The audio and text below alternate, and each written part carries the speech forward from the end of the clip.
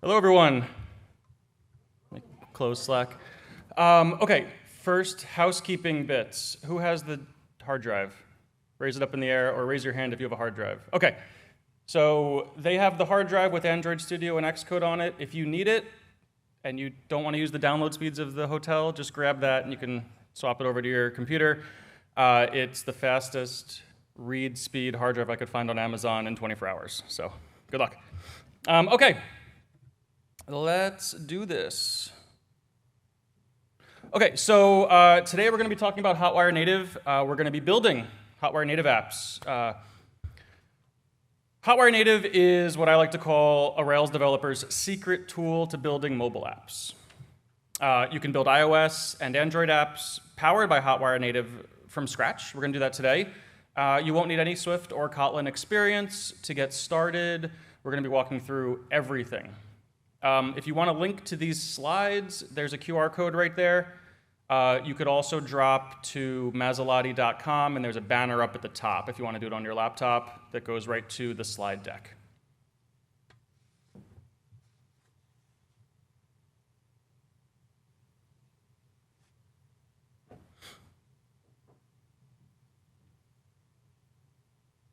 Cool. Yep, Masilotti.com if you missed that earlier. And oh yeah, we are hitting this Wi-Fi hard. Right here is our link to those slides as well.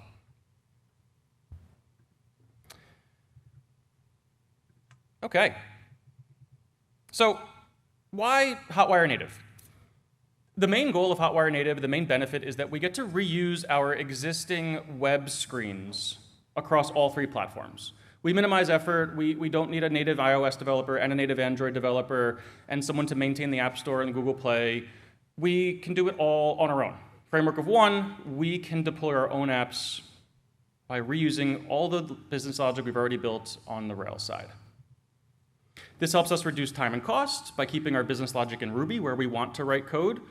I look at Hotwire Native kind of as like the coffee script if it was good. You know, we don't want to write JavaScript back then, so we built CoffeeScript. We don't want to write Swift and Kotlin, so we have Hotwire Native to help us minimize that amount of code. It enables faster updates without App Store review. Hotwire Native is just a little web view that hits our Rails server on every page load. It's essentially a glorified version of Safari or Chrome with some native, well, Chrome lowercase c around it. So if we make a change to our Rails server, our iOS and Android apps get those updates on the next page load.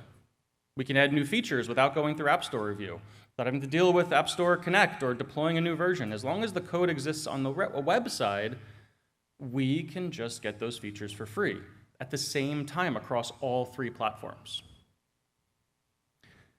When we're better than that, when we need something more high fidelity, we can unlock native features with progressive enhancement. We can convert entire screens to native maps or native contact lists. We can convert partials to bridge components and add native buttons or native dialogues. We'll talk about bridge components a little bit later. I have a lot of content for 2 hours, so we'll see how much we get through, but we will definitely walk away with both an iOS and an Android app. Hotwire Native is used for Basecamp and Hey. They both serve millions of users. DHH said something about millions of dollars of revenue. These are legit. These are version 1.0s or version 1.2s, but they serve high-powered, huge iOS and Android apps. These are not toys. These are made for production and are being used in production. So who am I? I'm Joe. Hi, nice to meet everyone. I'm the Hotwire Native guy. I've been doing this thing since 2016 when it was still called TurboLinks Native, thanks to the person sitting right here, Mr. Eric Stevens, was my boss and talked to DHH about getting the early access to it, and then we built iOS and Android apps for our app, Beer Menus, at the time in a few months as the only two developers with a couple hundred controllers, a couple hundred screens. I'm the maintainer of the Hotwire Native libraries, along with Jay and the rest of the team at 37 Signals. I've launched a dozen of these apps to the app stores, and I've advised for twice as many businesses. I'm also the author of Hotwire Native for Rails developers. Come swing by the Meet the Authors event later if you want to chat about that and get an exclusive conference discount code to my book, which comes out, of course, next month. Okay, agenda. We're going to build an iOS app. We're going to build an Android app. We're going to add native tabs to probably only iOS, and then we're going to build a bridge component. Anytime you have questions, just raise your hand. I'll answer them. This is an interactive workshop. I'm going to be live coding. You're going to be coding. I'm going to give you stuff to do. If you're bored, hot, tired, just leave. Don't worry. Like, totally fine. I get it. I'm already sweating. Do not feel guilty if you need to go or go to the bathroom or take a break. We will take a break halfway through-ish for bio break, but if you need to leave for other reasons, I won't be offended. Seriously, just get up and go. Well, that's for after. Okay, let's do it. So, everyone, open Xcode. If you don't have it, there is a hard drive going around. Don't download it, because it will just be really bad for everyone. Raise your hand if you have the hard drive. Did it already get stolen? Okay, it's over there. If you need that hard drive, go grab it. So open up Xcode. You might see this screen. You might see something different. If you see something different, up in the top left, File, New, Project, or Command-Shift-N. If you don't have a Mac, just watch until we get to Android Studio. Xcode doesn't run on Linux or the W word, so we won't be able to work with that. Sorry. When we get here, we want to click iOS, not multi-platform, up in the top, and then click App, and then click Next here. This will create an iOS app template. And we're going to give it a product name. We're going to call this thing Blog, and make sure team is just selected to none. Organization identifier doesn't matter. I usually use reverse domain notation. This is how App Store identifies our app in the App Store. So I'm using com.masilotti for my masilotti.com domain. This is the important stuff. You want to select storyboard, not Swift UI for interface. Definitely language as Swift, and then testing system and storage can both be none. We can add Swift UI features to our Hotwire Native app, but they are features, they're not the framework. So we're going to build our app in UIKit, and then we could add Swift UI stuff in the future. We're not just cutting that off. If none of that made sense, that's fine. Just know that UIKit storyboard is what we want to work with today. Click Next. I'm just going to toss this thing on my desktop. And click Create. So the first thing that you'll see here is the Project Explorer. It's a little tiny. So we're just going to see if I can crank this up a little bit. No. I can't. Oh well. What we're going to do first is open up something called, okay. So up at the top, you should see Blog as the app, and then maybe if your iPhone is connected, you see your iPhone. The first thing we want to do is just select that and scroll down to iPhone 16 or something, anything that isn't a physical device. If you're on the Wi-Fi network, your device might show up. We want to select one of those things, which is a simulator. And then click this arrow right here to run the app. There we go. This is the iPhone part, and then here is run. We're launching, we're attaching, and we have a simulator. Hooray! It's a white screen. It doesn't do anything. This is what Apple gives you to get started. Good luck. But it at least gives us a framework or building blocks that we can add to. Open up Scene Delegate. You can either double-click it or click it once to have it appear, and then I'm going to just hide this left bar over here with Command-0. You don't have to do that if you don't want to. Scene Delegate is what gets launched, what gets called when the app first launches. This Scene Delegate function right here, if we read this in Swift, this would be Scene will connect to options, the blue. This gets called when the app is launched like we just did. It's where we'll do all of our setup and kick off our Hotwire Native integration. But Xcode doesn't come with Hotwire Native installed, as awesome as that would be, so we need to add that as a dependency. So in Rails and Ruby, we have gems. On iOS, we have Swift packages. On Rails, we have bundler. On iOS, we have the Swift package manager. So go ahead and click File, and then Add Package Dependencies, that third option down. And here we're going to get essentially a GUI that edits a .swift file, pretty similar to a gem file. And we're going to type up here in the top right, we're going to go to github.com/hotwired with a D, hotwire-native-iOS. This is going to give us this URL here.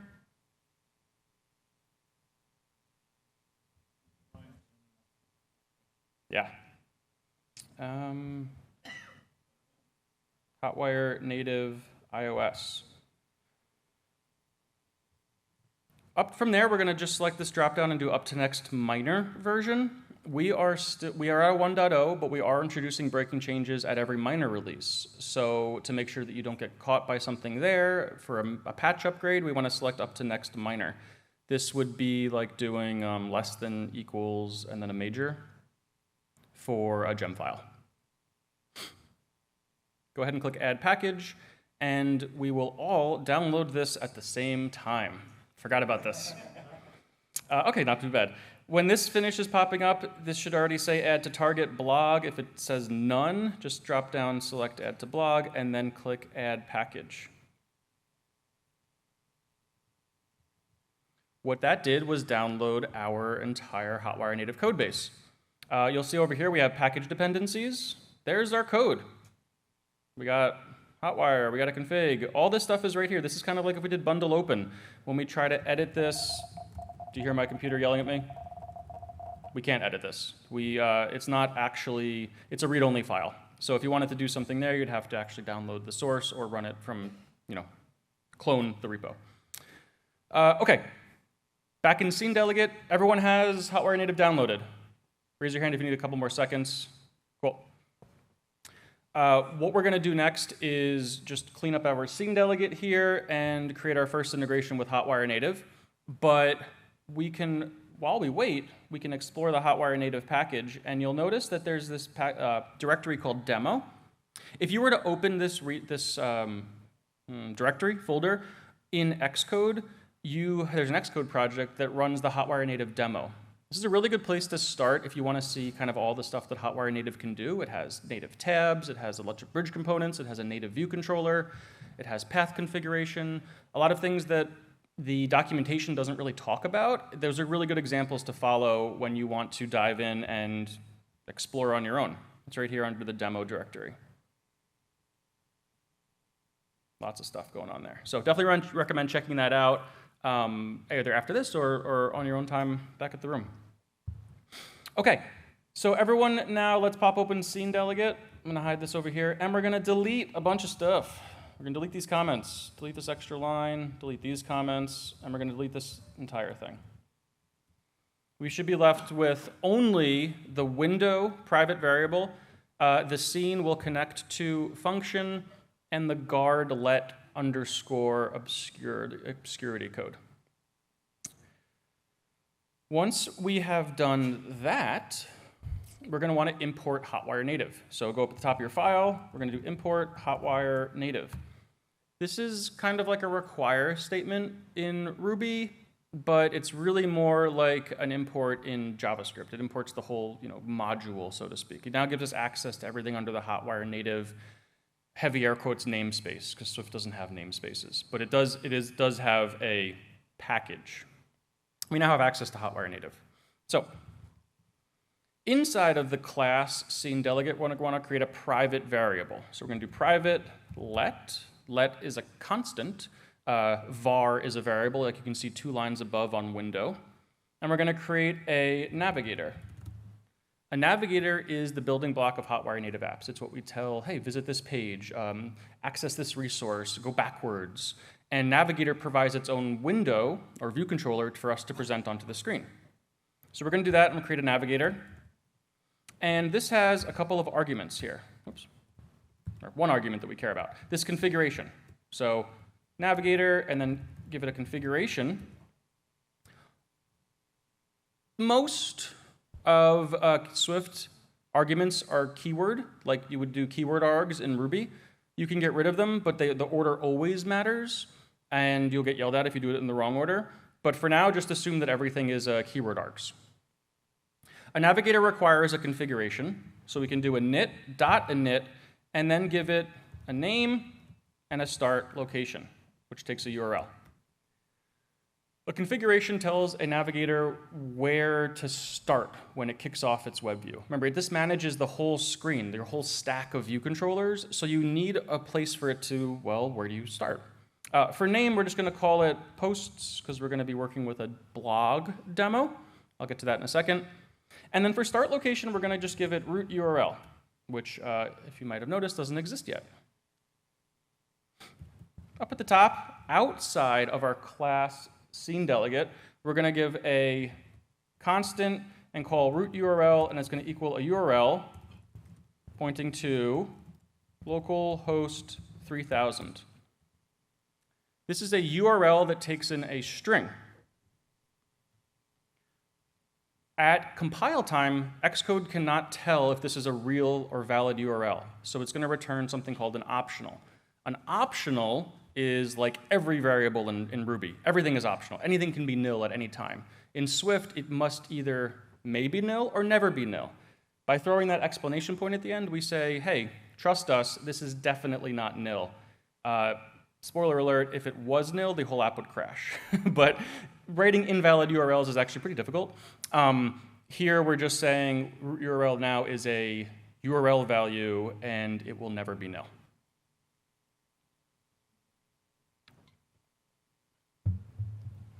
We're going to take a break from Xcode and open up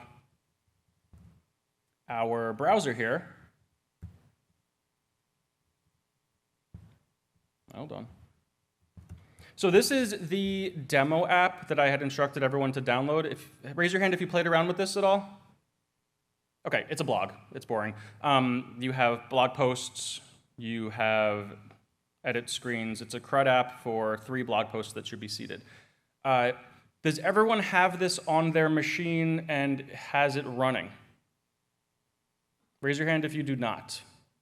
Okay, if you do not have this running, we're going to want to clone this repo here, Joe Masilotti, Hotwire Native blog demo with dashes. That is extremely small. Thank you for the squints in the audience there. Whoa. So we can clone that to our local machine and then run bin/setup, which will get everything running. It's a pretty bare bones Rails app. There's nothing special in it, except we just want to have the database seeded, which will get run at the end of bin setup and then kick off your server.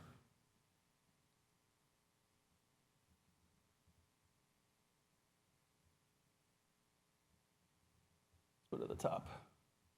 Woo.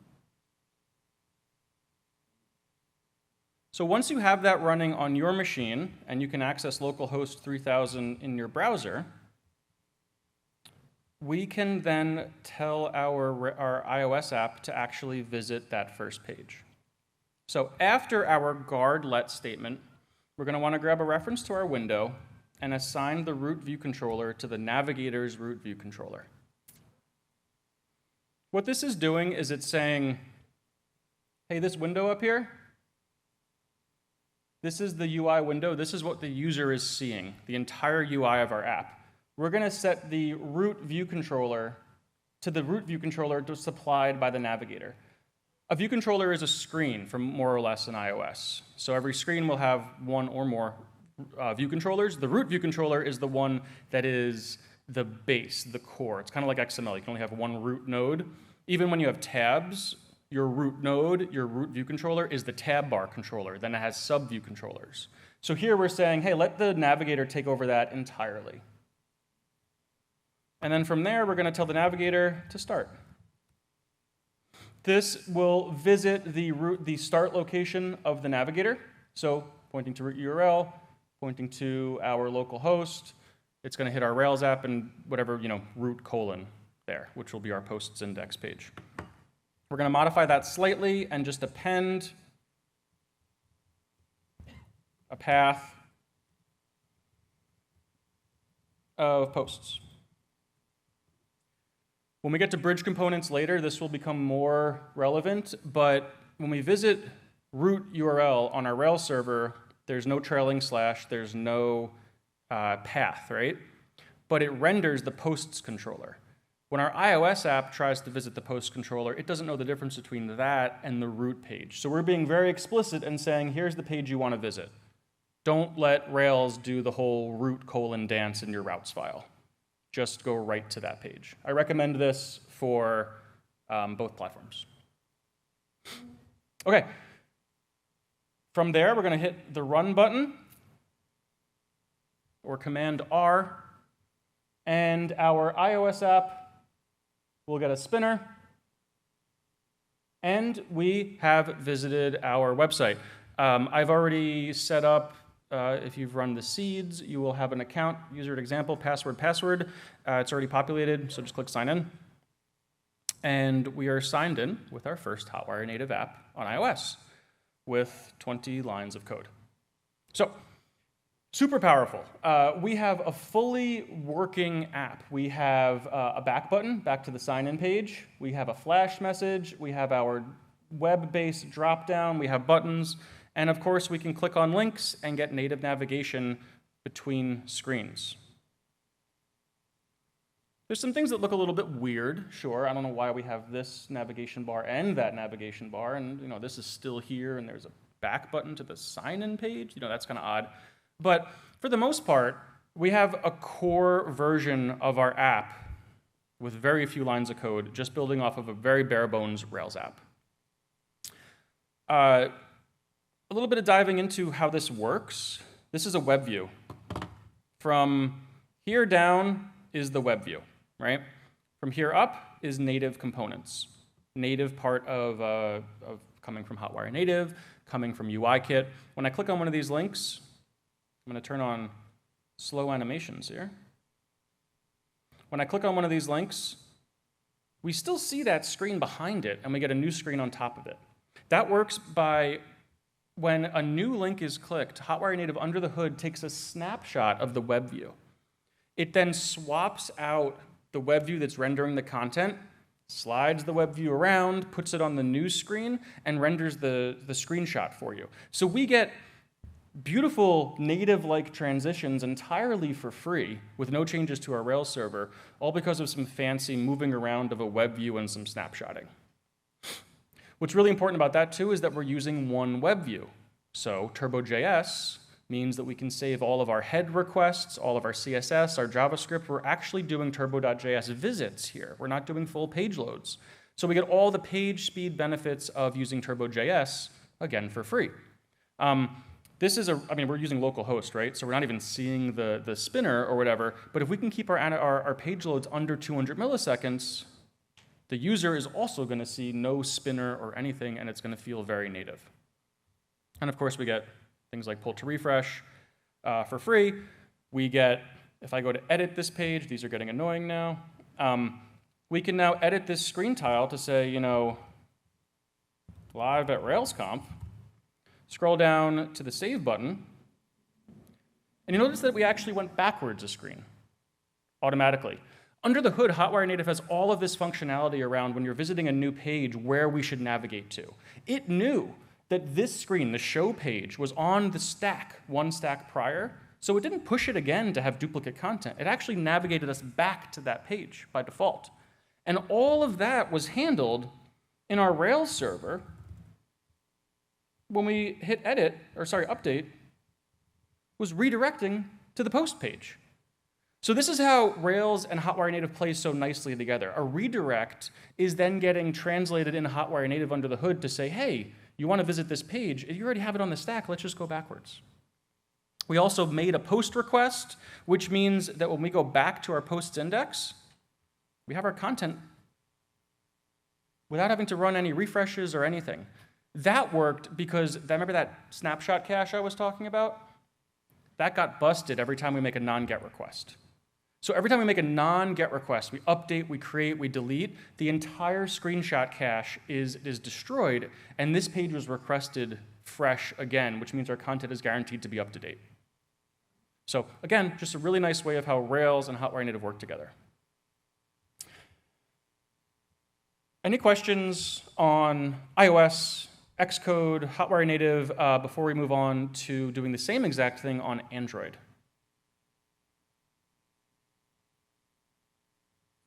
Everyone up to date, up to speed?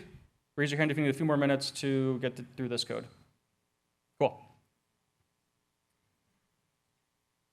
Let's quickly, while our folks are catching up, we're going to spend maybe 2 more minutes here. Let's talk about this statement. Guard, let, underscore, equals, scene, question mark. What the hell's going on here? We have guard statements in Swift that say, this statement must return true, otherwise we're going to run the else statement. This could be rewritten exactly as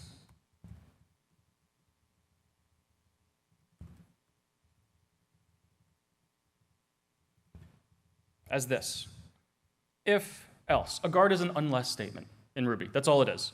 But it's a fancy one because it keeps our code blocks in line, right? If we have 7 guard statements in a row, it's all still going to be 1 level indented. If we have 7 if statements in a row, we have what Swift developers love to call the pyramid of doom. We get if.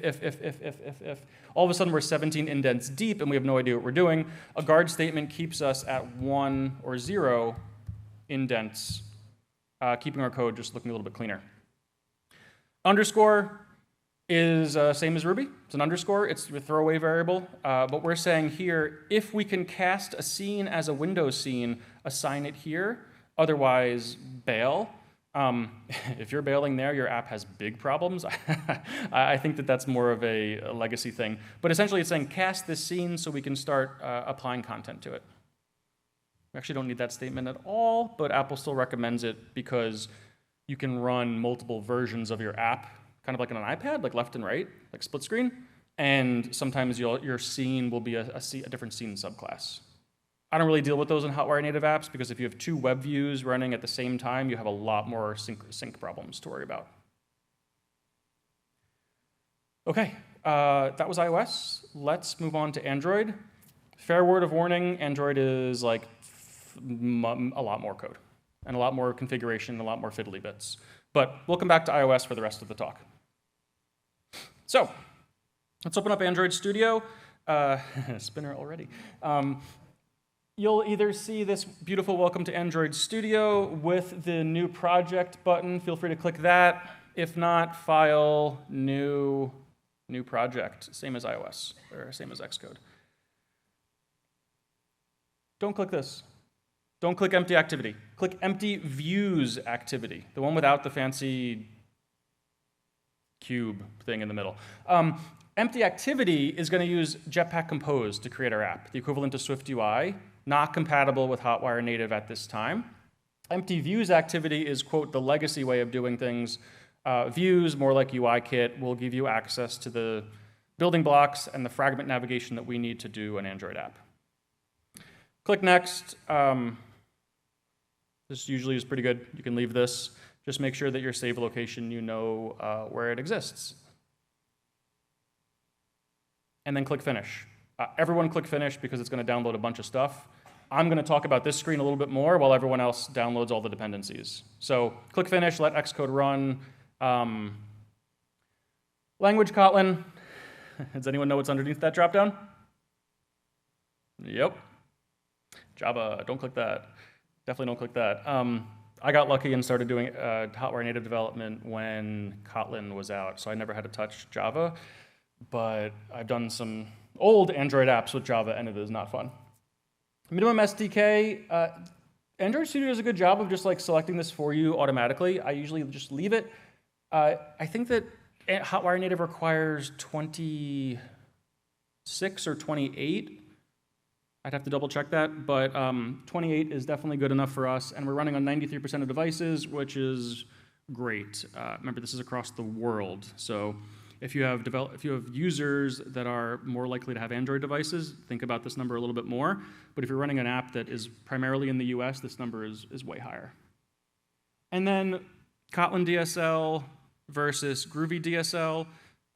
Hey, look, it recommends it for us, so we're definitely going to use that one. It's just the way that a file is formatted. Okay, I'm going to click Finish. I'm going to maximize my screen.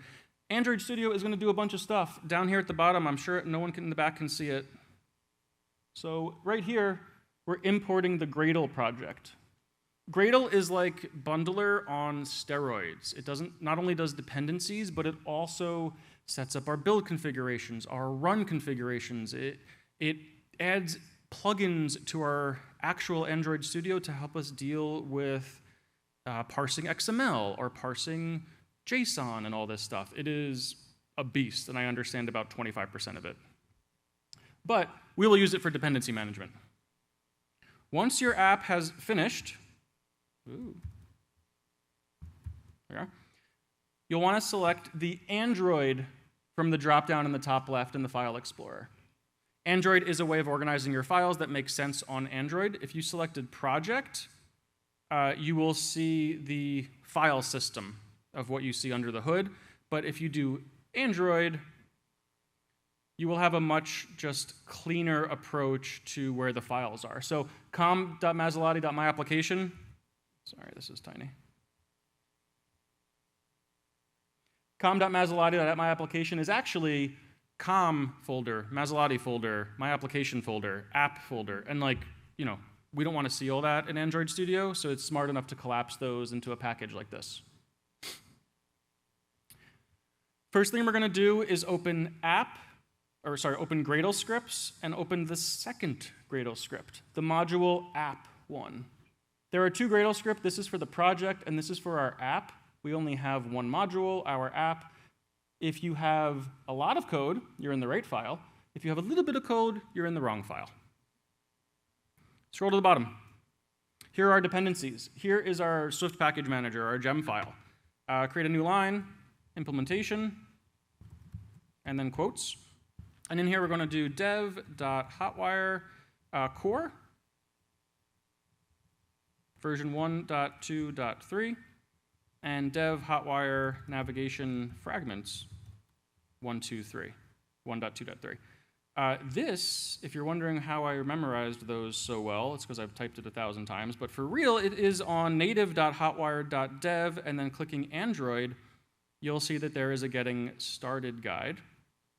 We're going to be working through this with some caveats for running local development and making it a little bit easier, but if you get lost, you can follow along on native.hotwired.dev and clicking Android.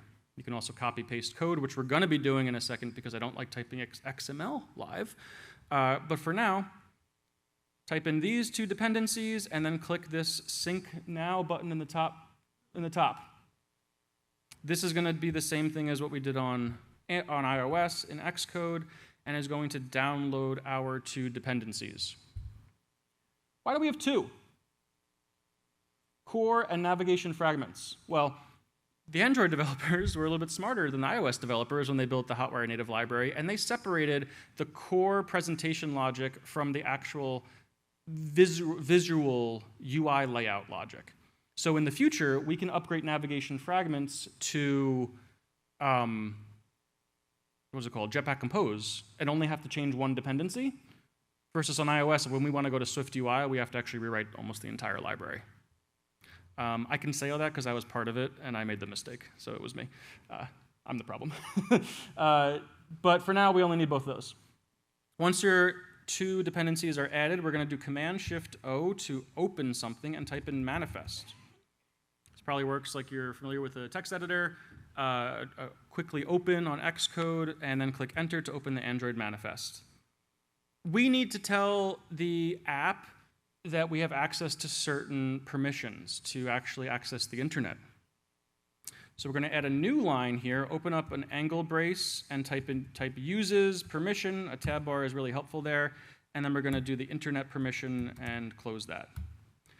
You'll notice in in Android Studio, we let the IDE do a lot of the work for us. I don't know if Xcode is just a worse IDE or if it just doesn't have the same mentality, but the Android Studio IDE built by JetBrains is very good at guessing what you want to type next, and that's good because it's way more verbose, in my opinion. So this gives us access to the internet. We can now access external resources. Inside of the application node, down at the bottom, or at the top, it doesn't really matter. We're going to do Android allows clear text traffic and set that to true. Uses clear text traffic. What this does is lets us access non-SSL endpoints. We're going to be accessing our local host here, which I already asked you to download like 7 things. I'm not going to have you set up an SSL certificate. So we're going to be accessing it through HTTP. This allows the Android app to do it. If you ever have an Android app that's failing for no reason and you're getting 0 error messages, it's probably because of this. Know from experience. Up at the top, you now have 4 files open. If everything went correctly, you have activity main, main activity, the build file, and the manifest. So we're going to hop over to activity main, or Command-Shift-O and type in main.xml and hit enter. Here we have the layout of the launch screen, or sorry, the layout of the application. If we were to run this app by clicking the little green arrow, our Android emulator will launch. That's not the app. That is an app I was working on this morning to make sure I remembered everything. We should see hello world. This hello world is coming from this tiny little hello world right here from a text view. We're not going to deal with this visual layout because we're going to copy and paste. So we're going to click this little tiny button up at the top right here and get our code version of the XML file. When the app launches, it's displaying this screen. It's the fragment of the main activity. And this is what is displaying that hello world text. You can see it down right here.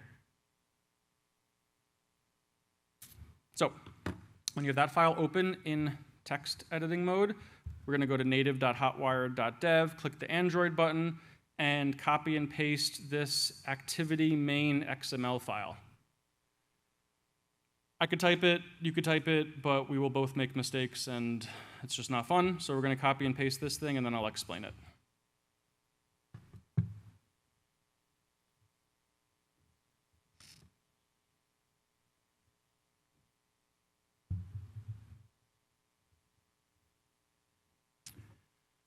This is giving us one root node, a fragment container view. It's a view that contains a fragment. A fragment is similar to a UI view controller on iOS. It's essentially a screen or a part of a screen. This one is saying host a navigator host, part of the Hotwire navigation package. Remember how we use navigator on iOS and we grabbed root view controller from it? That's what this is. Essentially root view controller on Android. We're going to make the layout height and width match the parent. We're going to fill the screen. And we're going to give it an ID of main nav host. This is how we'll identify it later and how we will be able to access it to push screens onto the stack. Everyone have that copy pasted? Raise your hand if you need a couple of seconds. Cool. This XMLNS Android gives us the schema for the Android preface. If we commented, or if we deleted this line of code, we get all sorts of errors because it's like, oh my god, what is this Android colon thing? I've never seen that before. We don't have the namespace imported. So if you're, again, how Android Studio is actually really helpful, Option Enter just does it for us, which is pretty cool. Command Option L will format and sort a file as well on Android Studio. Command Option L. Oh, look. Reformat dialog. Yeah, that's when it's like, hey, we got rid of an empty space. Do you want to bring it back? Okay, pop open main activity. I bet everyone knows how to open a new file right now. Mainactivity.kotlin.kt. We have some errors that we need to deal with, but we're actually not going to deal with it because we're going to delete the whole thing except line 1. So delete everything except line 1. The package. This tells Android Studio and really Gradle where this file lives and what package it's part of. We have access to everything under the Masilotti My Application package without having to import it. If we want to access something from a different package, we'd have to import it. On Android, on iOS, we had like 1 import statement or 2. On Android, we'll have 1 for almost every external thing, every entity that we need to deal with. Pop back open Safari or your browser of choice, and copy and paste everything from this main activity.kotlin except the top line into this file. You should be left with this. Two functions, both being overridden. We're going to dive into the code in a second, but I did not want you to make you type all of this because it is just prone for errors, and we can do better. So, while you copy paste that, or if you have already copy pasted that, let's walk through this. First of all, I can hide the import statements with that little caret or half chevron off to the left, which is nice. We have a class main activity that inherits or implements Hotwire activity. Activities are hard to explain. We have fragments on Android. They're screens. Activities are almost their own app, but apps can have multiple activities. So normally with Hotwire Native, you'd have a single activity application. Maybe you want to do login in its own activity, but think of them as entire screens that take over. I rarely will ever use a second activity, if ever, with Hotwire Native, so just think about it as your app. Open close parentheses mean create the Hotwire activity when we create a main activity. We could also pass in parameters there if it took any. When this is created, we're going to enable edge-to-edge and apply these default time window insets. Default IME window insets. This is saying fill the screen. Android 13, which came out not too long ago, added a way to extend everything past the screen, so you get like nice scroll effects.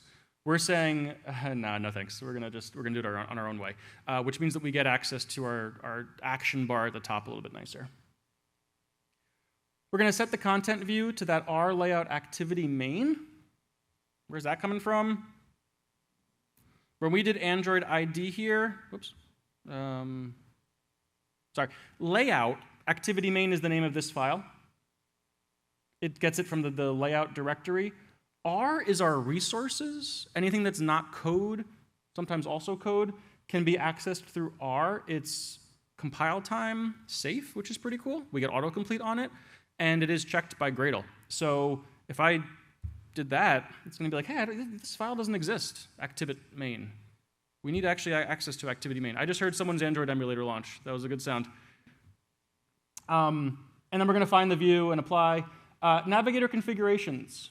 This is a list of these configurations. Hey, this looks pretty similar, right? If you squint. This is what we created on iOS, except it was a single entity. Here we have a list of them, because to do with tabs, we always want to have a list. A little bit of a difference of the API, something we're thinking about consolidating.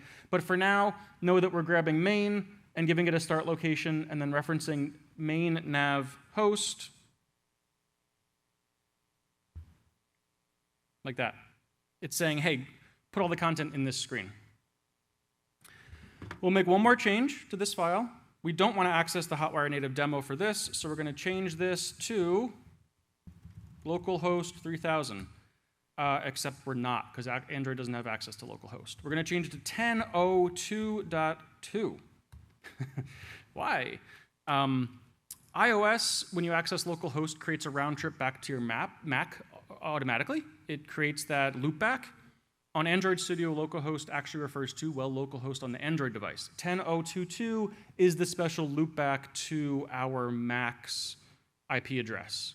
So if you're ever getting an error of like, hey, I don't have access to that, what the hell's going on? It's probably you're accessing localhost on Android, which is should never be a thing. Hit run or rerun, and if all went well, we should all have an Android app running on our emulator. And we do. Looks a lot like our iOS app, which is good. We can sign in. We have our Flash messages. We have our content here. We have our drop-downs. A little bit more code, sure, but we have technically feature parity across both platforms with just a little bit of code there. Okay, so that is kind of the first half of the workshop. That's the basics. What we're going to do right now is I'm going to take a few minutes. If you want to do a quick restroom break, we still have 75 minutes left. Now's a good time to take a quick bio break. It's 11:03. At 11:10, I'm going to get started on the next part. During that time, I'm going to come around and help anyone that needs help. We have 7 minutes, so go fill up your water if you need it, or just hang out. I'm going to come around and raise your hand if you need help. Okay, so for everyone who spent that entire time downloading Gradle, we're going to be done with Android Studio and go back to iOS. Sorry. Yeah, I couldn't think of a good way to make sure everyone had all of the Gradle dependencies without asking them to do the workshop on their own. So I kind of bet on having faster Wi-Fi, so I apologize. If you didn't get a chance to do the Android stuff, I will be sticking around, and you can definitely come chat with me, or we can do a little pair programming session. Just grab me after this talk. I'm going to stay in this room until they kick me out. Okay, so we have an app. We can go 3 directions now. We can make the app look a bit better on iOS, make it feel a little bit more native. That's option 1. We can add native tabs. That's option 2. Or we can do a native bridge component, which would be adding a button into the top right of the screen. Does anyone have a strong preference for either of those?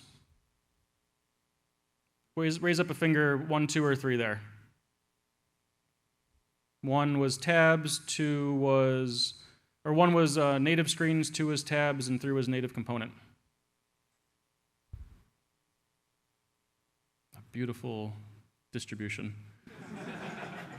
Awesome. Okay, we're going to try to do them all. Tabs is first.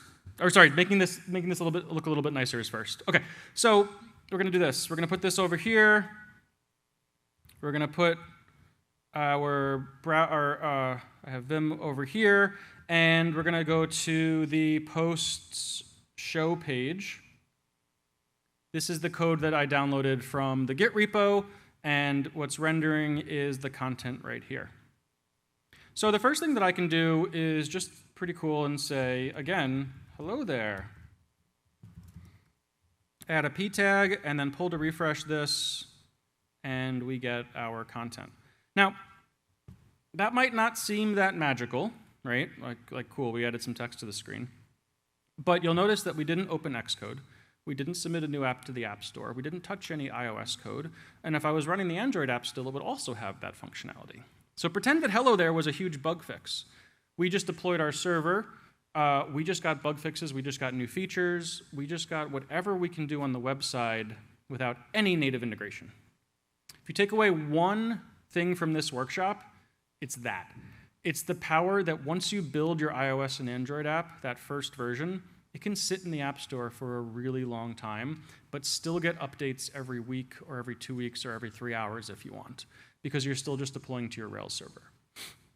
I had an app in the App Store for so long without updates, still receiving bi-weekly or fortnightly updates to the Rails side, that Apple emailed me and said, hey, we're going to remove it because you haven't updated it in 2 years. I had to then rebuild the app and repackage it and resubmit it, but didn't make any changes. It was still getting new features, but I didn't change the native code for that long because we didn't need to. So let's talk about this here. We have the back button, the native title, and then the web view, right? The web view starts right here, and we have blog and the hamburger menu. This is all part of the website, right? We can tell by doing pull to refresh and seeing what slides versus what doesn't. This feels really out of place on a native app, especially when we look at this screen and we have like posts and blog and posts and all this. Like there's a lot of just junk up here. So what we're going to do is hide all this on our native apps just to make them feel a little bit more native. So to do that, we're going to open up the layout application file, and we're going to go down to our style sheet link tag and create a new one called native, but only import it if Hotwire native app. This is now saying on everyone gets application.css, but if the user agent identifies itself as a Hotwire native app by having the string Hotwire native or turbo native in it, we will then also want to include the native CSS file. We'll create that in app, assets, style sheets, native.css, and we'll say I'm using Bootstrap, so we're going to use Bootstrap. D, Hotwire Native hidden, and give it a display hidden, and of course, my favorite, important. We can do this also with Tailwind CSS with a custom variant. I have a blog post on that about how to do a custom variant, which would give you access to things like Hotwire Native, hidden classes and not Hotwire Native hidden classes. But for this demo, we can just do that. Up at the top, we can open up the shared header file. This is app views shared header partial. And this is where we're rendering out this, this title right here, this H1, right? Oops. And we can just throw a class on that called D Hotwire Native hidden. Refresh the page.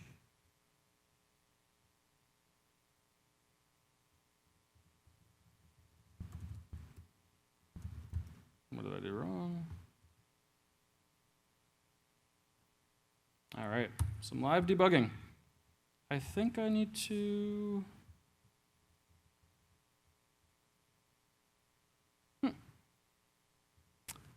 Okay, maybe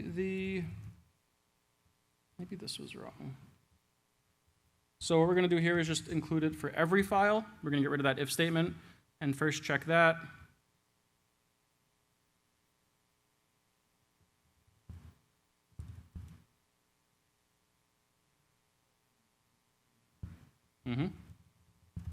Thank you. That is exactly correct. Okay, so let's go back to what we had. Okay, thank you. Live coding, right? So we now have display none, the correct CSS class. It's now hidden from our iOS app, our Android app as well, and if we go to our website, it still shows up. So this is now just including that CSS file on the native apps. It means that we can do things more exciting than just hiding things. We can add buttons in. We can say, hey, this button should only exist for the apps. Kind of like these sign out, add a post buttons. Like those probably make more sense in the dropdown. So we could do the opposite of it and say not Hotwire Native block, right? And have something display as a block element and hide them in the app. Next up, we're going to hide the whole navigation dropdown. So I'll let you do that if you've already implemented it. There's a file called under the shared directory called navbar, and if you just followed along, you should be able to add that class and hide that as well.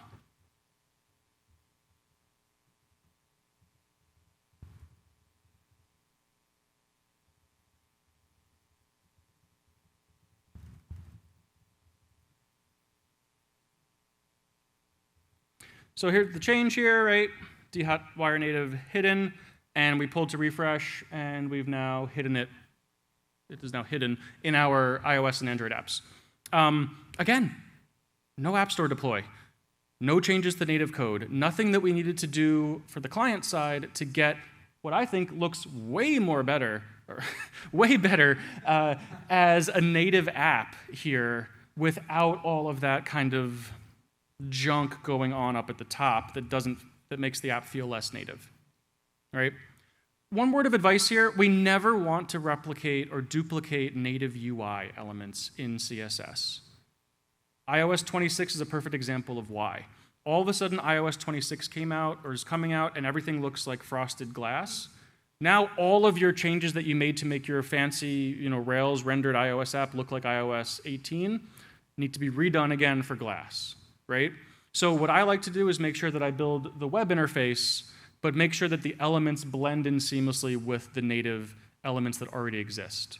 Don't try to recreate element styling. Use native elements where possible, and just make it look more native-like. That make sense? Also, good luck trying to keep iOS and Android, design in sync, right? No one wants to do that. Okay, so last thing we're going to talk about here is we have that nice little posts title. That's native, right? This little posts thing, that is a native element right there. If we go to hide content with Tailwind CSS, we also have that native element. But where's that coming from? So by default, iOS and Android will pull the title of the page. This one, the title tag in the head element, and put it in the title bar of the screen that you're looking at. So if you notice, if you're quick, you'll notice that there's no title when we click into it, and then it loads after the page loads. See how it flashes in there? Ooh. That's because it's waiting for the page to finish loading so it can actually grab the title element and then slapping it in there. This is a really big but small improvement that means that we never have to manage that title with a native component or anything. All we have to do is set the title tag in our HTML, and we're good to go. So here I'm using a fancy content for title, or it's defaulting to blog in our shared header, which is on every page. We then are setting content for, and then putting it in that H1 there. So I've kind of abstracted it into something that's nice and reusable. But you could have, what I usually see in client apps is content for native title, or content for title, or a default thing. That way you can have something that's short and sweet for your native apps, and then have it default back to your website or marketing, whatever, on the web. Again, you can change those without any changes to your iOS or Android apps because it's all just HTML. So we now have an app that's looking, I think, pretty good. We don't have that status bar, we don't have that nav bar up at the top, but we now have no way to get to comments.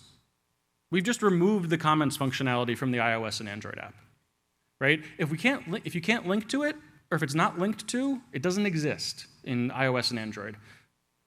By contrary, or by inverse, if you link to it, it exists. So here we've essentially said, you know what, you don't need the comments in your iOS and Android app. Sure, but I'll let the product person decide if that's actually how we want to do it. We're going to add those back in with a native tab bar. Okay? Before I move on to native tab bars, any questions around this idea of making the app feel a little bit more native by updating the web interface? Custom CSS. Cool. Masilotti.com, and then if I go to articles and I search for Tailwind, I have the variant, the custom variant that you need to do things like Hotwire Native : and not Hotwire Native : so you get full access to all of your modifiers in Tailwind CSS. So it's changing background colors, changing shadows, changing rounded edges or whatever. It works just like any other variant, like SM or MD or LG. You can do, or dark mode. You now have access to that on Tailwind. So really helpful there if you're using Tailwind in your app. Okay, let's do some more Swift. So we've now decided that we need our tab functionality, right? We've removed it from the web, but the iOS and Android apps don't have a way to get to comments, and we don't want to just add a link to the bottom of the screen. So we're going to add tabs. So we've now crossed that bridge where we're adding native functionality. We need to edit native code and submit a new app bundle to the App Store, wait for approval, the whole 9 yards, but we need the native tabs, so we're going to do it. First thing we're going to do is delete our navigator. We're going to delete, well, actually, we're going to pretty much go back to square one. Delete our navigator, keep everything except the root URL, or get rid of everything except the root URL, and replace this with a private let tab bar controller of a Hotwire native Hotwire tab bar controller with no parameters there in the initializer.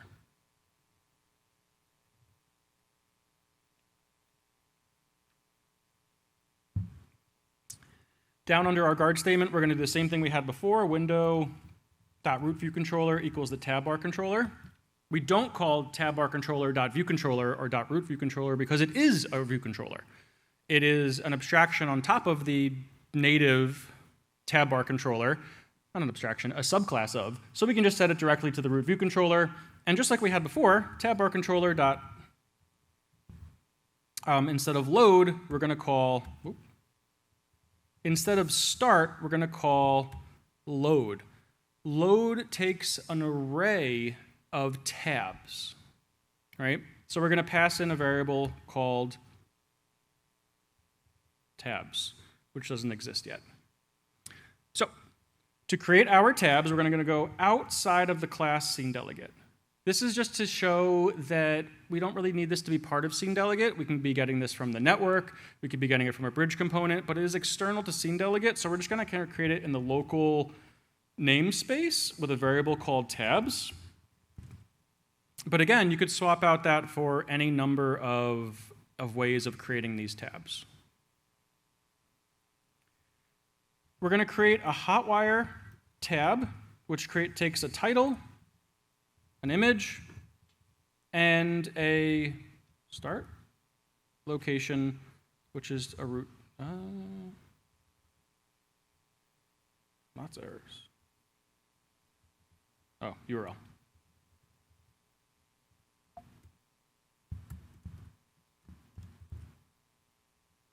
So it takes 3 parameters, a title, which is going to be the title of the tab at the bottom, an image, the image that we want to use to render as the icon, and then a root URL. Or sorry, a URL for where it should start. If you squint, again, this should look very similar to our navigators configurations that were created earlier. That's because under the hood, this will create a navigator configuration, and we'll just slap the image onto the visual tab. It'll use title and URL to create the configuration. I'm going to format this a little bit nicer. And we're going to do the same thing as before by doing root posts. And we're going to call the title posts with a capital P because this is what is actually going to be displayed on the tab and as the title of the root screen. So that would create one tab for us without an image. But we can't do that because nil is not compatible with UI image. We're essentially saying, the Xcode is asking us for an image, and we're saying no. So Xcode is saying no thanks. We need to supply an image there. So we're going to create a UI image and give it a system name, which is a string, and then force unwrap that. And then I'm going to crash everyone's app while everyone's going to run. Oh, sorry, system name. And then everyone's going to click Command R or run, and we're going to watch our app crash. Fatal error. Unexpectedly found nil while unwrapping an optional value. We told Xcode that this image definitely exists. We're sure of it, so we force unwrapped it with an exclamation point to make it non-nil. But there is no system name image with no string. So Xcode said, Xcode killed our app. And we would get a crash report in App Store Connect or in test flight if we were still doing beta testing. And then we get the error down here and the line number, and we also get this little debugger thing with our stack trace. Just a little help on there on debugging some stuff. This would be pretty easy to debug, especially when we run in an Xcode because we have the line that it crashed on. One of the nice things about a compiled language, we can actually see this right in our IDE or in our text editor versus Rails getting it in the browser or what have you. So one of the reasons I do like writing some native code every now and then. But to fix the issue, we need to supply a system name. Does anyone know where we're going next? SF Symbols. So SF Symbols is an app that I did not tell you to download. I apologize. But we're going to look at it on mine. You can download it for free from the Xcode developer website. These are 6,404 symbols that we can use in our iOS apps for free with no attribution. Pretty freaking awesome. They're bundled with the OS. We don't have to worry about copying and pasting them into their app like we do on Android. We can just use them. The only thing we have to watch out for is when they have a little eye icon next to it. Those can only be used for specific features. This symbol may not be modified and may only be used to refer to Apple's markup feature. So as long as there's no little I, you're free to use them. We're going to find something called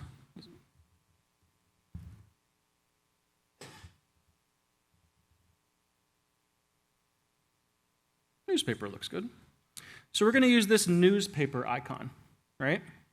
I'm going to right-click it and click Copy Name and go back here and paste it in to our system name string. Everyone can do this. You don't need SF symbols. SF symbols is just an app to browse these. iOS already has all of these installed, has all of them bundled. So if you lowercase newspaper one word into system name there and then click Command R to run, we will all see the app show up with our single tab of posts down at the bottom. Can everyone see that in the back? Good? Cool. There you go. Those on the left. So we have one tab, which looks super awkward. It's just kind of like floating down there. So what we're going to do is we're going to just change a little bit of how our app looks to make it feel a little bit better. Open up App Delegate, Command-Shift-O for quickly open. Same thing as Android Studio or most text editors. And we got a whole bunch of junk. We're going to do the same thing that we did in our scene delegate. We're going to delete everything except the application did finish launching with options function that returns true. We're going to import Hotwire Native at the top. Actually, we're not going to import it. We're going to say UI tab bar dot appearance equals init. Oops.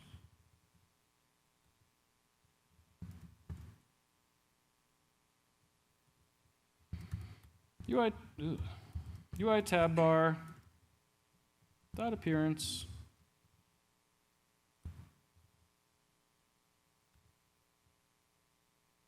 Am I spelling it wrong? Thank you.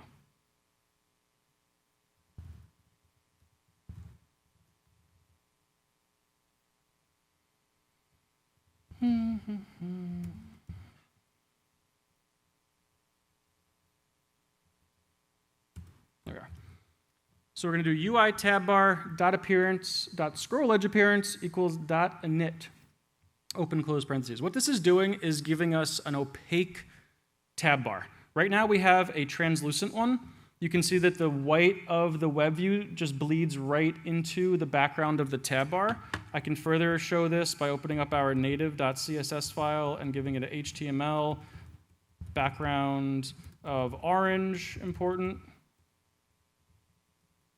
and also giving our body a background of orange. And if I refresh this page, you'll see that the orange bleeds through to the tab bar, right? Apple decided with iOS 17 or 16 or something that this looks better. I think it looks great until we get to something that is a scroll view and we have the content bleeding through it. Also that, whatever the hell that is. So here we can, when we have our scroll edge appearance equals init, we're getting an opaque one. And our opaque one will always give us this exact kind of frosted look of the background color. When we get rid of the orange, it'll look a lot nicer. We now have this nice, oh my God. Wow, it looks totally different on my machine. Hopefully everyone can see it on their machine, but this is gray on my machine with a line on it. Oh my God. Can I move it around? Let me see if I can make it bigger.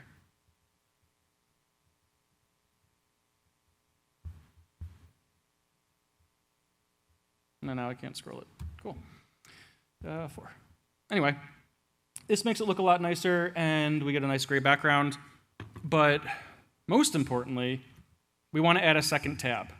So I will let everyone here add a second tab to this list of the tabs array. We're going to be using a root URL of the comments path. And if you have SF symbols installed, you can look for a system name. If not, I'm going to give you, what should we search for? Throw out a name. Speech bubble. Bubble. Bubble. Feel free to use any of these bubble names. We have bubble, bubble.fill, bubble.circle, bubble.right, bubble.left, explanation.bubble. I usually use bubble.right.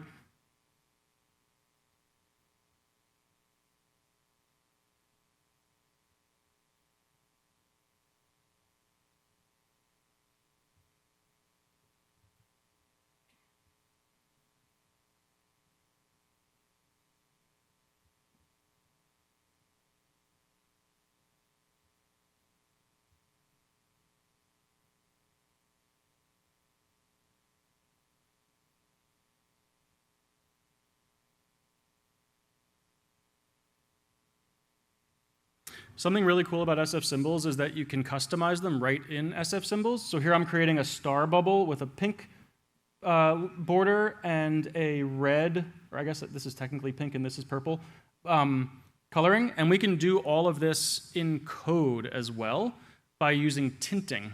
So this is the primary color, this is the secondary color, this is the tertiary color, and we can tint this by using a blending mode and get this in code without having to actually like download this image. These are all SVGs, right?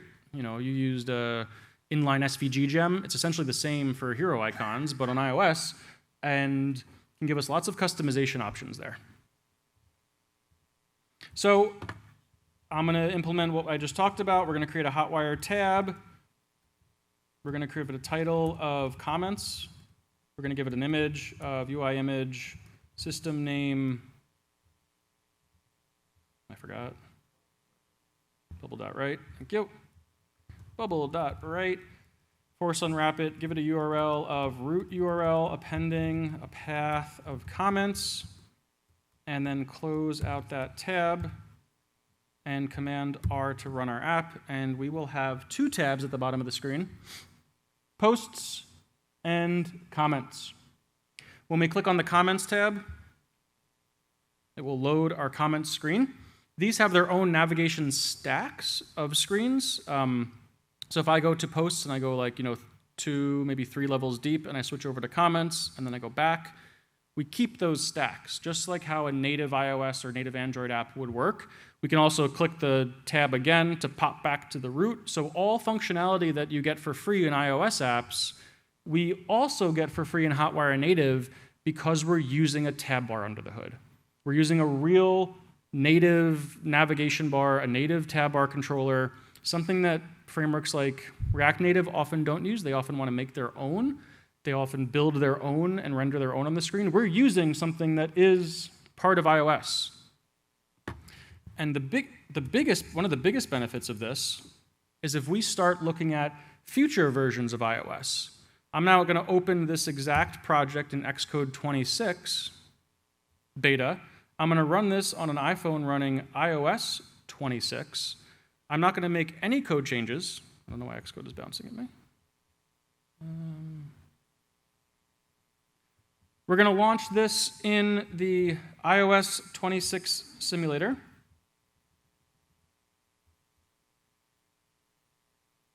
Still building in the back there.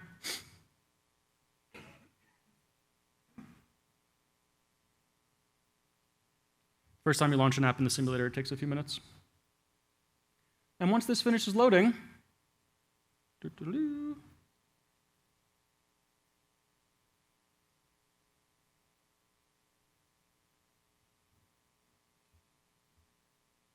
try again.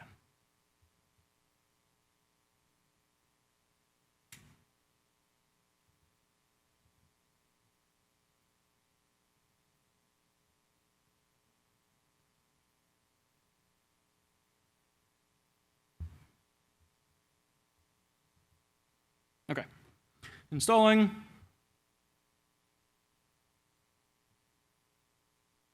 Someone asked why I didn't have everyone download Xcode 26 for the demo, and you can see why now.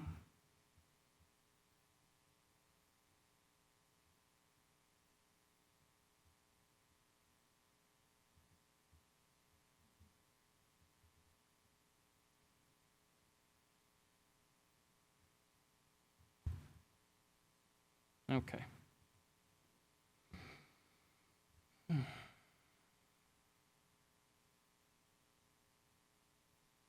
So, without any code changes, we now have our frosted glass tab bar controller at the bottom. No changes to our iOS app, no changes even to our Rails server. If someone was running this on their machine, they would just get all of this with the new frosted glass. Looks a lot better on my computer here, I apologize. For free, with no changes, because we're using native components under the hood. We're not creating this tab bar on the web and have to worry about updating it per platform. We're just using what iOS and what Apple gives us. All right, enough of the beta. Let's go back to our regular app on Xcode. And give this a run. That wraps up tabs. If you wanted to add a third tab, you know how. If you wanted to add a fourth or a fifth, you know how. And sometimes I will make this variable, like I said, request from the network. So you can have an endpoint on your server that returns this as JSON. And now all of a sudden you have dynamic tabs, depending on the user who's signed in, depending on if they're logged in or not. And all that logic is on your server. All iOS has to do is know how to make that network connection and have a fallback. Very powerful. I use that for my client apps very frequently because it means that once I disengage from a client, they don't have to talk to me to update their native code, right? They can just update a JSON endpoint on their server, and now all their users has a whole new suite of tabs. Or like one tab is broken, they just hide it from the JSON file for a little while. Really, really powerful, and just means that I can interact with the client way less before they have me build something new instead of modifying existing things. Any more questions on tabs before we move on? Cool.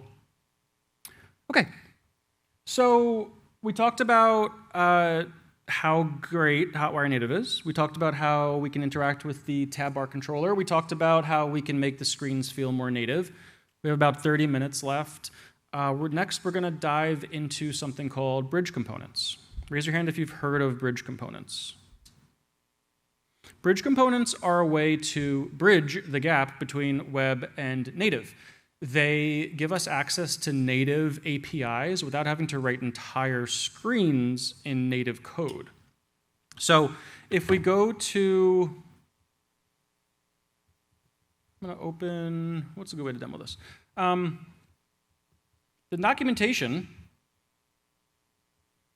has a little bit on what a bridge component is, but what it's showing is this profile button up in the top of the native Android action bar. What we're going to do is add something similar, but we're going to work with an alert. So by default, an alert is a native Swift or Kotlin feature, right, or iOS or Android feature. We can't trigger alerts by writing web code, right? We need a way to bridge the gap. So when certain HTML happens or certain JavaScript happens on the web, we trigger native code on the client. And we do that through these things called bridge components. So the first thing that we're going to do, it requires a little bit of setup to get going. Our iOS app is already set up to work with bridge components out of the box, but our Rails server needs a new package, right? So we're going to open up our directory for where we have our demo app on our machine. And we're going to pin with import map the Hotwire Native bridge. This gives us a pretty small library that subclasses stimulus. So instead of creating stimulus controllers, we're going to use bridge components. Bridge components are subclasses of stimulus controllers. So once we pin that, we will have down at the bottom of our import map file, the Hotwire Native bridge is all set up for us. There's no other configuration we need to worry about. From there, we're going to do bin rails g stimulus bridge/confirm. This is very similar to creating a new bridge component with a new stimulus controller, but we have that slash in there, which is going to give us a nested directory. So it's going to put it under controllers/bridge/confirm controller. I like to keep all of those but keep them separate for bridge controllers because they're going to do different things. We're going to open up that confirm controller. And we have a regular old stimulus controller here. I always forget the syntax for bridge controllers, for bridge components, so we're going to go and copy and paste. And then I'll show you what it is. So the change there that I made was instead of importing a controller from Hotwire to stimulus, we import bridge component from Hotwire to Hotwire Native bridge. And then our root class that we're extending is no longer a controller, it's a bridge component. These work almost exactly like a stimulus controller. Bridge component extends stimulus controller. It just adds a little bit of functionality.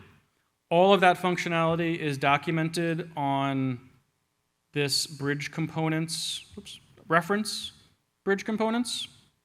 All of the different elements and access and properties that we have access to is all documented there. I'm not going to get into anything more than just one, so if you want to check that out, go there.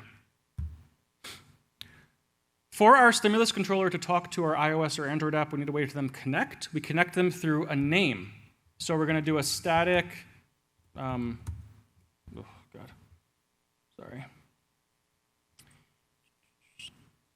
static component equals confirm. This name of component is what's going to allow us on the iOS app to connect the two as the confirm component. On connect, for now, we will do console.debug connected. So when this connects, we're just going to see some logs in the web browser, right? On our show page, we're going to add a button.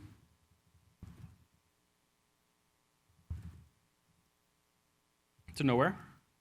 And it's going to be a data controller, bridge, confirm. And this means when it connects, we're going to fire that console.debug connected. Yes, thank you. So we're under a namespace of bridge, right? So we have the bridge directory. So those will always be 2 dashes. If this was confirm foo, it would be confirm 1-foo. But because we're in the bridge directory, we use 2 dashes in between those. When we go to our website, we go to the show page. We have our confirm, but we don't see them in our logs.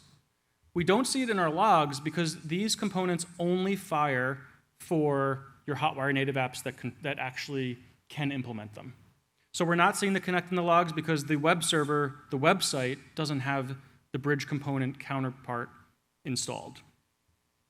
Opening up Xcode, we're going to create a new file. So under the blog folder, we're going to do new empty file and call it confirm component. And in there, we're going to import Hotwire native. Class confirm component implements a bridge component, static var name.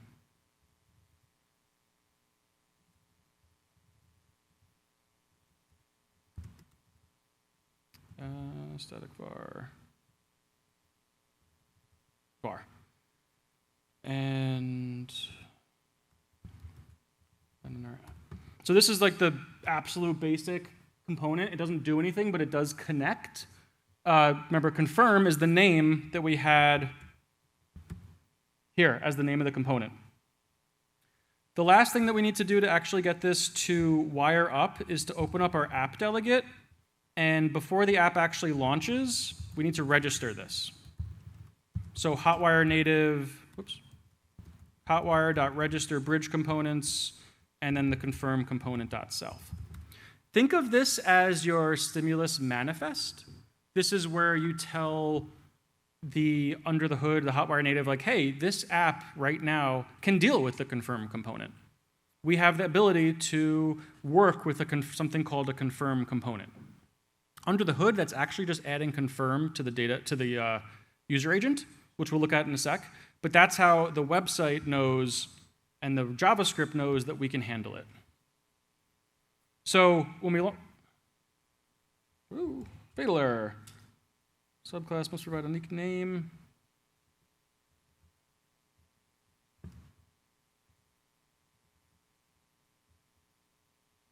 I think I got that backwards.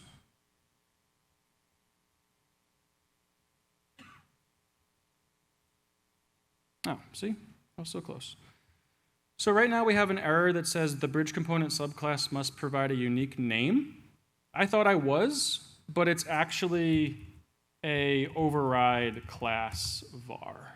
This is saying that we want to override the class or static variable name from the bridge component superclass and provide our own. So the only reason that we have that is because of what we just saw, the runtime error.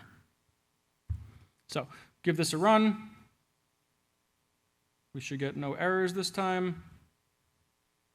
We don't need this.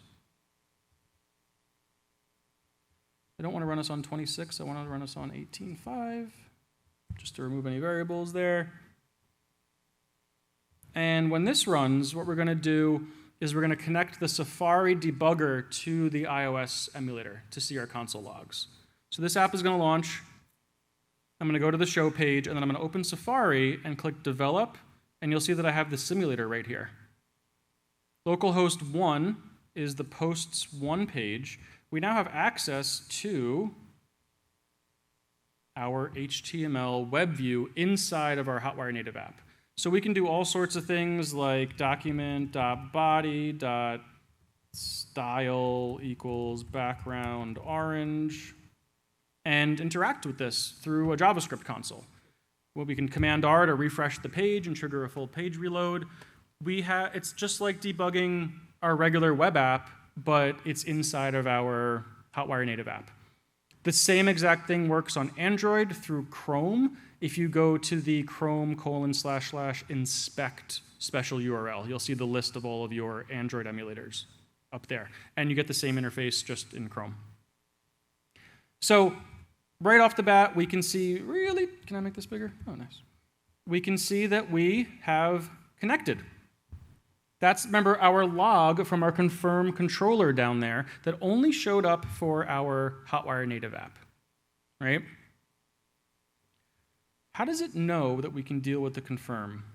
If you look at the HTML element, we have data bridge platform equals iOS and data bridge components equals confirm. I didn't write this. This is not coming from the Rails app. This is coming from the Hotwire Native code on the iOS app that's injecting that JavaScript onto the HTML element. If we comment out confirm component here, so we're no longer registering any bridge components, and then we debug again,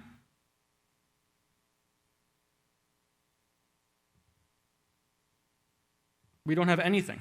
We haven't registered any components, so we don't have the HTML of the platform or the components that we dealt with. So this is how we can add new components in the future, and our old apps will still work. Because usually when you add a component, you hide the HTML element behind it.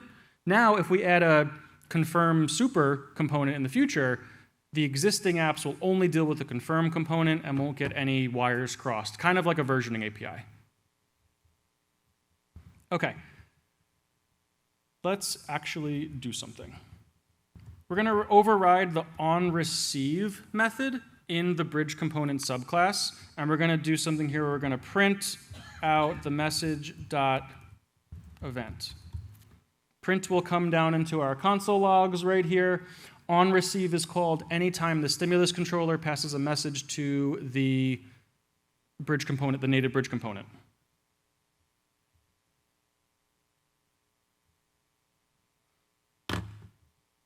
Back on our Rails side, on the connect, we're going to do this.send hello, or connect, with an empty array, and then an empty callback.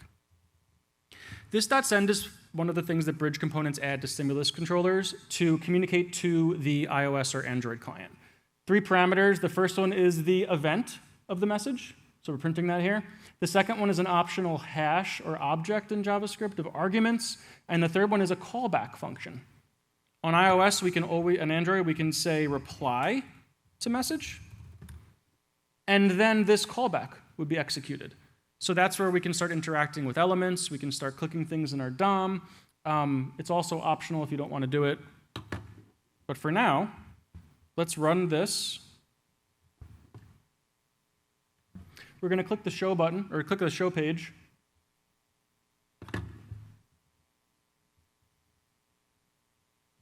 And you'll see that we have logged behind connect. because of our printing of the message.event. So this is Strata. This is what Strata launched with, if anyone remembers that. A way to communicate from your server to the iOS or Android app. It doesn't do anything. It just is a communication protocol, so to speak. And then Strata was like, cool, you're off on your own, go for it. Bridge components added a little bit more in there where you can start replying to messages. But if you can understand this flow, you can write any bridge component you need with whatever native code you want. Right now, all we're doing is logging something, right? Not very exciting. But you're logging something on the native platform. That's the big difference. You've done it through native code. So let's make it actually interesting here. Let's grab a view controller from the delegate's destination and casting it as a UI view controller, right?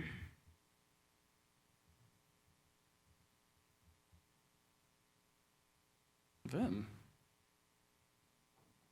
we'll have to import UIKit. Whoa, lots of times. We have now said, hey, delegate, which is part of bridge component, give me your destination. Also, only give it to me as a UI view controller, because I want access to a UI view controller to start popping things on the screen. This is going to be an optional, so we'll have to deal with it with question marks.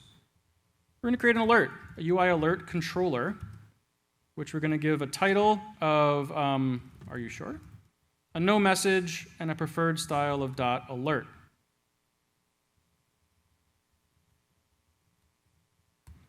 And then we're going to say on that view controller, we're going to present this alert animated.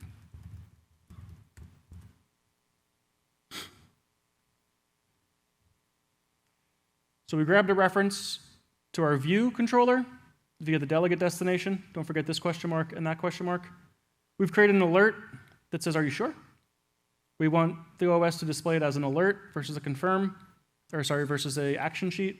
And then we're going to present that on top of the view controller with animation. When we run this,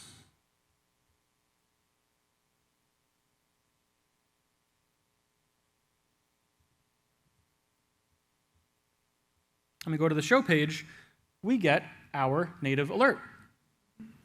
So we've now bridged the gap. We're doing something here with UIKit to get a native element on top of the screen. A native element we can't get rid of, but that's a different question. I'm clicking here. This is the app now. You're stuck here forever. But we presented a native screen, right? We presented a native element on top of that screen. Let's make title dynamic, right? So over here on the left, in this, we're going to give a const title, and we're going to call it, are you really sure? And that is then, we're going to pull that out of the message. So we're going to pass it down here.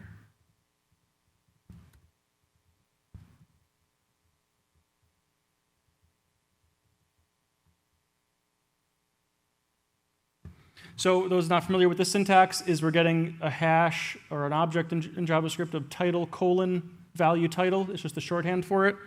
It's the same as if we had did that.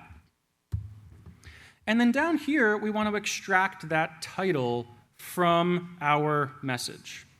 So we're going to create a struct. It's going to be a message data, and it's going to be a decodable. And this is going to have a name called title, which is a string.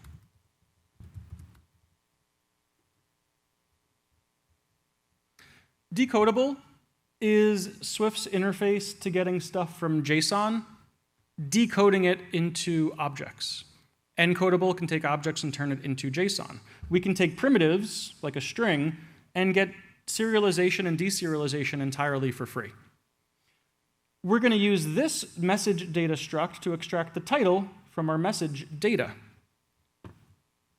So up here where we have our view controller, we're also going to grab our data equals as message data. So we're giving it a type here, and say message.data, else return.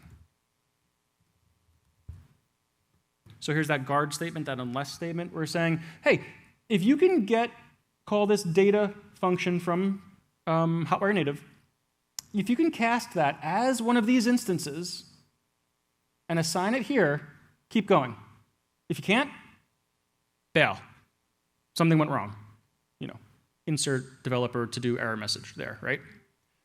And then we have data. We want to pass it into title. So here we say title data.title. Because now, well, look, even title. Okay? Let's run this.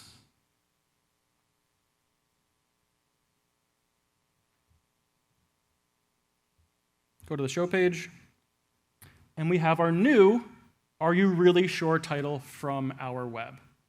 So we're now passing data down the wire. And we hard-coded "Are you really sure?" into our JavaScript. Sure, we could pull that out, right? We can grab this from a static values. And then say on the show page, bridge confirm title value, RailsConf. And then over here, grab the title from this title value, right? We could do that. And then I actually wouldn't have had to rerun the app if I didn't have us in a blocking situation. RailsConf. So now we're getting it not only from the JavaScript, but we're getting it from the HTML. And if we can get it from the HTML, we can get it from Ruby, right? This could be an ERB. This is ERB. This could be the name of the user, a URL, an API key. All of this stuff is now completely dynamic. This doesn't know anything, the iOS code doesn't know anything about what the content is. It only knows the structure of how to present it. And that's really powerful. Last thing on this is we're going to reply to this message.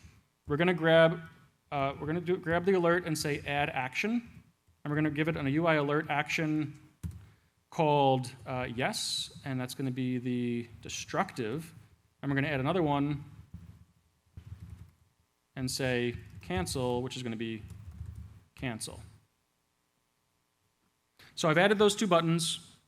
Confirm is a destructive one, which should give us a nice red background. And cancel is the bolded one, because it's like, hey, if you want to back out, always click bold. You can only have one cancel. And then when I click one of those, nothing happens. We have an answer to get.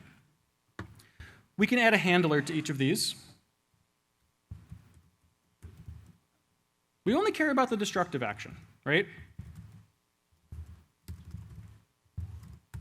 So there's a handler. We have a callback. The underscore is a variable that we don't care about. We're going to print out confirmed. And when we do this, our logs, when we click confirm, we get our confirmed down all the way at the bottom of there. But what we really want to do is reply to the message event.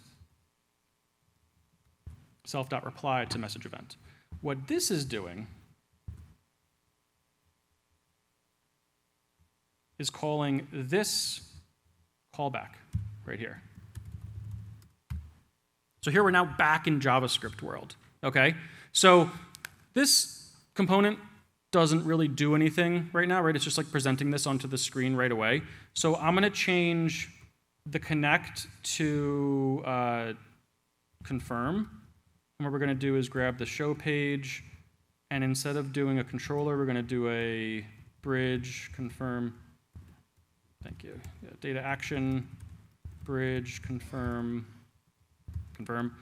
And so when we click this, it's going to actually fire this. And here we are going to, let's see what's the best way to do this. Button to confirm post. And we're going to give it a data turbo action. Data turbo.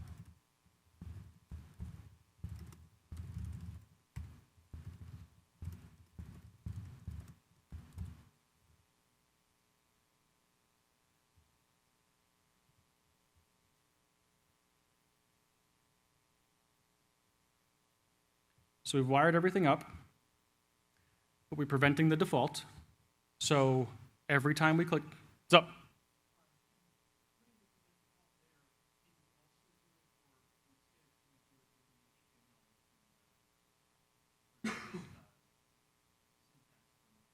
Yes, we can do that, but we would never be able, we actually do want to click this link when they confirm it. So if we added it to the HTML, we'd never be able to click it. So here, we're saying the first time they click it, we're going to say clicked equals true, and then prevent the default. And here we're going to say, wait, no. My logic always gets backwards here. This dot, yes, this dot clicked equals true.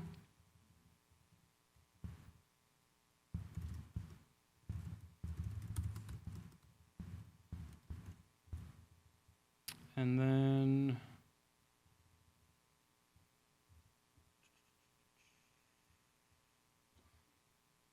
I think that should be it.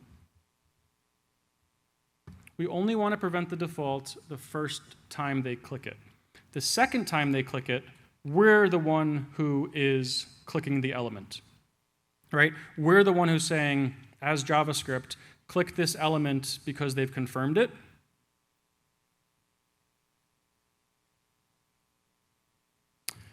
Oh, this dot click doesn't exist yet. All right, JavaScript experts here, help me. I need this to exist when this is initialized. Thank you. Okay, thank you. So, delete this post. We get the confirmation dialog. And when I click confirm,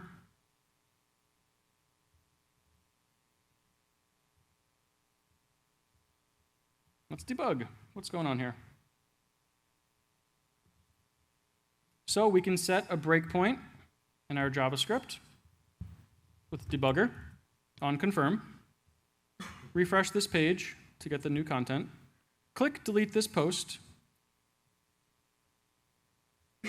And we now have we're in our debugger in JavaScript, right?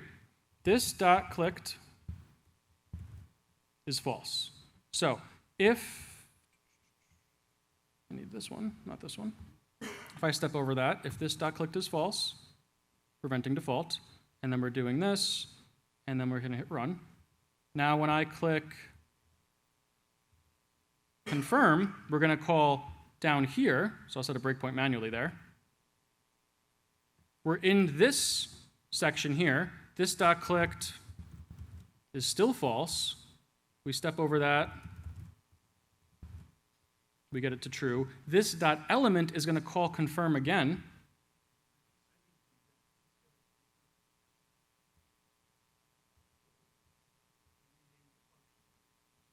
Yeah. Confirm, confirm.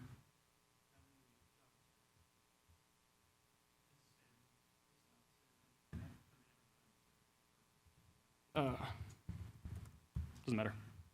We're replying to the same thing in iOS by passing message.event.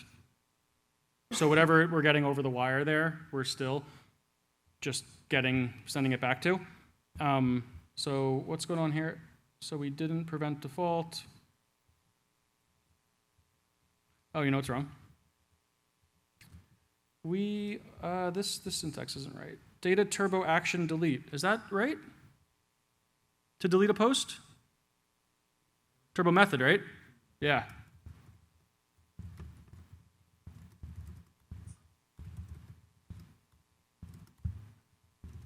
Okay. This is backwards. Okay. So now, delete this post.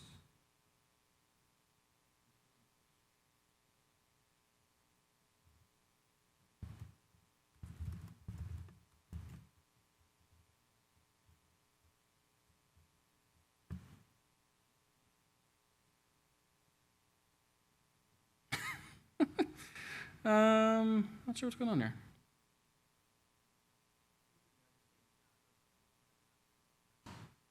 Say again?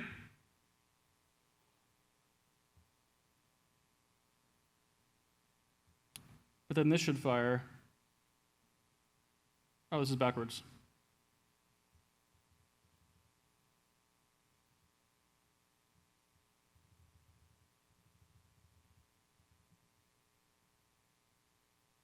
I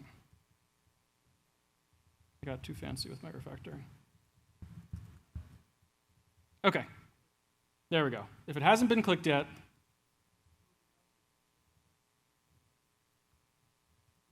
also true. Thank you.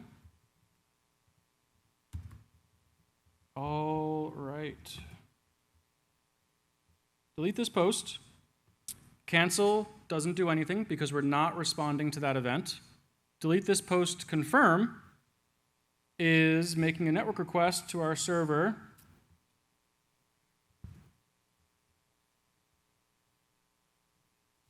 with patch. We want it to be delete. So, isn't this code? It should be inside the data, right? Yeah. Cool. Refresh the page. No changes to our iOS app. Delete this post. Confirm. Oh my God. Missing param.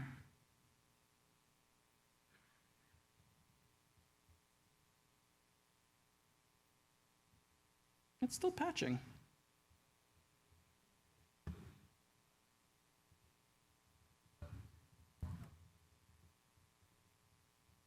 I'm crossing wires with link 2.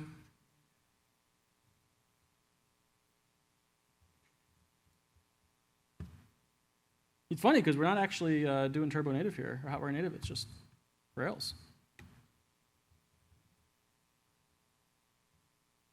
Hey, we deleted it.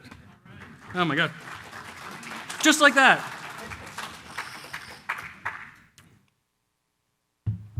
Okay. 4 minutes. Awesome. There's a lot going on here. I recognize that. A lot of it, though, was not the iOS code. It was us futzing around with Hotwire on the web and getting my data attributes right and getting the path right and method delete and all that. What we've built here, though, is a dynamic way to create a native confirm dialog for any action across our app.